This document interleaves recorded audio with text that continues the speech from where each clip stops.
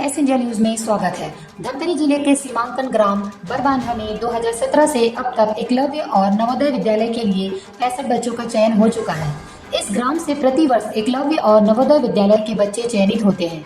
जानकारी के मुताबिक प्रधान पाठक आर के नागेश के नेतृत्व में एकलव्य और नवोदय विद्यालय के लिए शाला समय के अतिरिक्त अलग से क्लास लगाकर निःशुल्क बच्चों को कोचिंग दिया जाता है, जिसके फलस्वरूप अब तक 65 बच्चों का चयन हुआ है। चयनित बच्चों एवं शिक्षकों का सम्मान समारोह कार्यक्रम आयोजित किया गया था।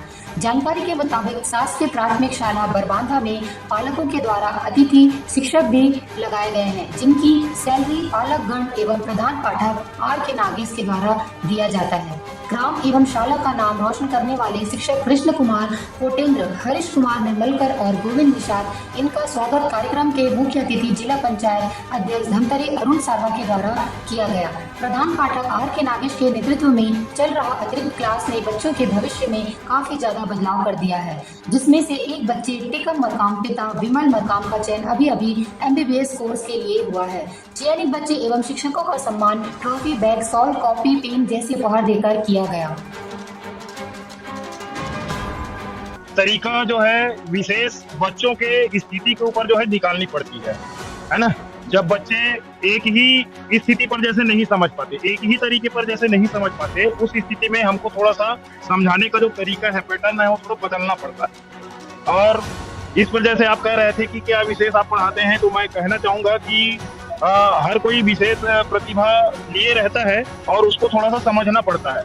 जैसे हमारे सम्मानित कोटेंद्र जी जिस स्तर पर मेहनत करते हैं, है ना, तो अधिक से अधिक समय वो बच्चों को देते हैं और विशेष स्थिति पढ़ने पर वो अपना पैटर्न निश्चित रूप से बदलते हैं, उनको समझाने का अपना तरीका बदलते हैं। और ये इनकी सफलता का मुख्य राज यही है कि अपने समय समय पर ये अपने पढ़ाने के तरीकों में बदलाव करते हैं और सबसे ज्यादा बच्चों को अधिक से अधिक समय देते हैं। जैसे बच्चों को शाला समय में पढ़ाने के अतिरिक्त और भी अन्य क्लासेस, अन्य समय में आप उनसे क्लास लेते थे क्या?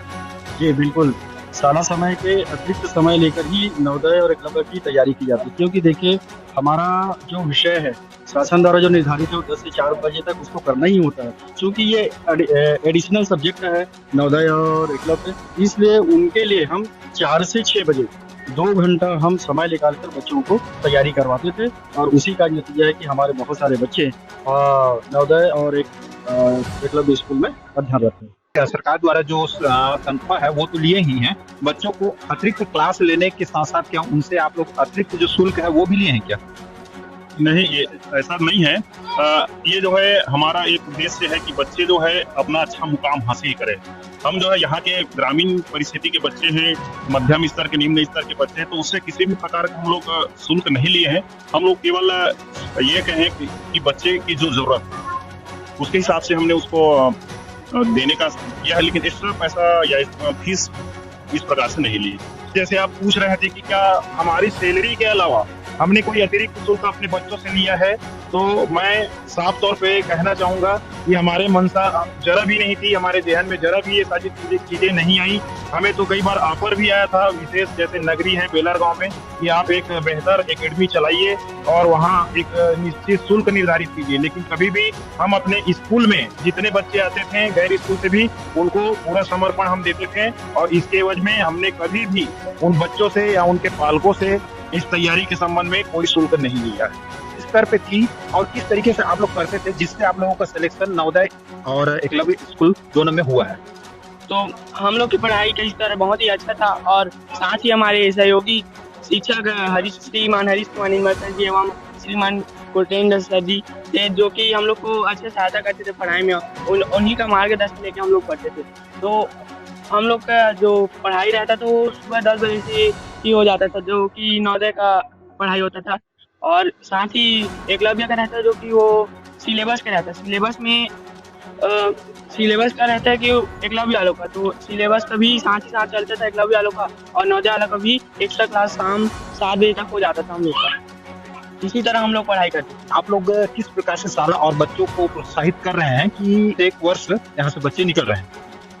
यहाँ पर क्या है कि हमारा शाला समिति है, ग्राम सभा है, शिक्षा समिति है, इन जो समिति के माध्यम से समय समय पर हम स्कूल में आकर के बैठक लेते हैं, बच्चों से जानकारी लेते हैं और जो शिक्षक जो नवोदय और एकलव्य के संबंध में जो पढ़ाते हैं उन सर से भी हम तालमेल बनाकर बच्चों को आकर्षित और जो उनकी ऊर्जा शक्ति को बढ़ा देते हैं, तभी बच्चे पढ़ लिख करके आगे हो रहे हैं। और जैसे घर में भी जाते हैं तो उनकी माँ बाप उनसे प्रश्न करते हैं जो आज स्कूल में क्या पढ़ाई किए, क्या लिखाई किया, क्या खेल कूद हुआ, कैसे हुआ, ये सारी चीज हम बच्चों को जानकारी लेते हैं।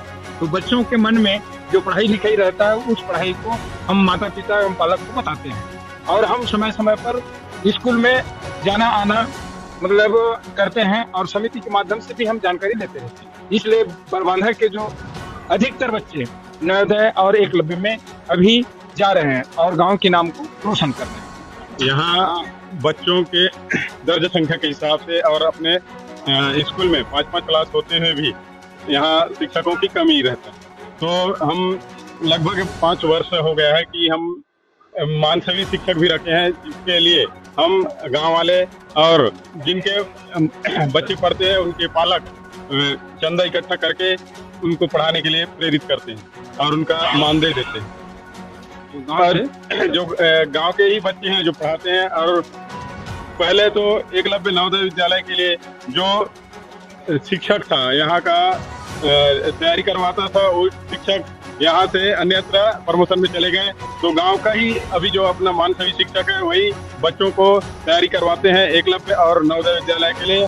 पिछले सत्र से ही यहाँ अपने जो मानदेय शिक्षक के द्वारा पढ़ाए हुए बच्चे 12 जने का चयन हुआ है और इस सत्र में भी उसी शिक्षक के द्वारा बच्चों को पढ़ाया जा रहा है। सबसे पहले बताना चाहूंगा कि हम जो है आज ग्राम बरबांधा में है। ये ग्राम बरबांधा जो है धमतरी जिला का एक गांव है और ये धमतरी जिले का सबसे अंतिम छोर का गांव है और यह जो गांव है कहीं ना कहीं दूरस्थ अंचल है।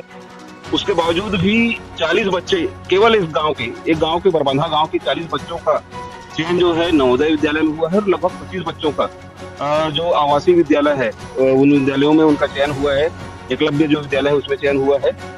निसंदेह यह एक कहना चाहिए ऐसा गौरव की बात है गांव के लिए और मुझे लगता है कि यह जो है केवल धमतरी जिला में नहीं पूरे प्रदेश में एक नंबर 1 का गांव है और इस गांव के जो कहना चाहिए नागरिक इतने जागरूक हैं, शिक्षा के प्रति समर्पित है, शिक्षा की मूल्य को समझते हैं, जो अपने बच्चों को ऐसा शिक्षा देते हैं और ऐसे स्थानों पर उनका चयन कराते हैं। अभी मुझे मालूम चला कि एक वाहन का सिविल जज के रूप में भी चयन हुआ है। तो निसंदेह यह जो गांव है शिक्षा के क्षेत्र में बहुत आगे है। जैसा हम सोचते हैं, जैसा हम चाहते हैं कि भारत देश में सारे लोग शिक्षित हो, तो इस गांव से हमको एक सीख होना चाहिए। और मैं पुनः यहाँ के जो शिक्षक है उनके जज्बा को सलाम करता हूँ, उनके जुनून को सलाम करता हूँ कि उन्होंने ऐसा काम किया और इस मुकाम तक गांव को पहुँचाया, बच्चों को नवोदय और एकलव्य जैसे विद्यालय में सिलेक्शन कराया।